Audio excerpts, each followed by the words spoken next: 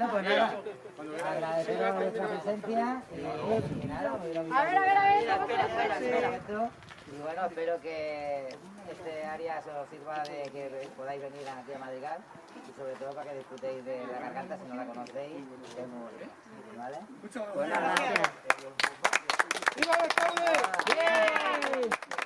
Un libro para que todos los ciudadanos, cuando vayamos a los municipios, pues debemos de saber también, ¿por qué no?, nuestros derechos y obligaciones, es comportarnos con los ayuntamientos, con los alcaldes, con la ciudadanía.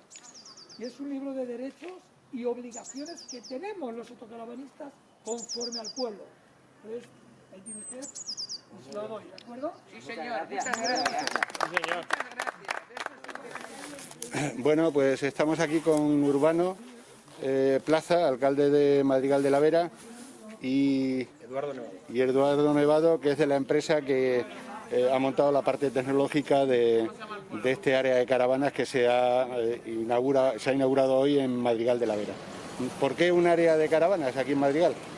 Bueno, como sabes que todo lo que es la Vera pues necesita de turismo y hay que ir buscando un turismo un poquito más sofisticado en este caso, pero sabéis que no teníamos ningún tipo de autocaravanas aquí que estuviera con sus aparatos, su descarga y todo esto.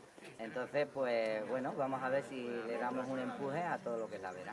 ¿Qué es lo que has montado aquí o qué ha montado tu empresa? Pues aquí lo que hemos montado es un recepcionista virtual que da servicio a las áreas de autocaravanas.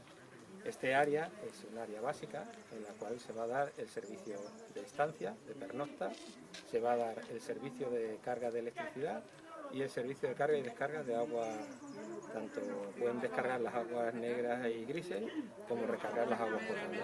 Todo ello está controlado, vigilado, para que el usuario tenga la máxima eficiencia en el servicio y el ayuntamiento así tenga controlado también este flujo de... ¿Cuántas plazas se han creado aquí? ¿Para cuántas caravanas? Para 4 plazas. Inicialmente el proyecto lo han iniciado con 4.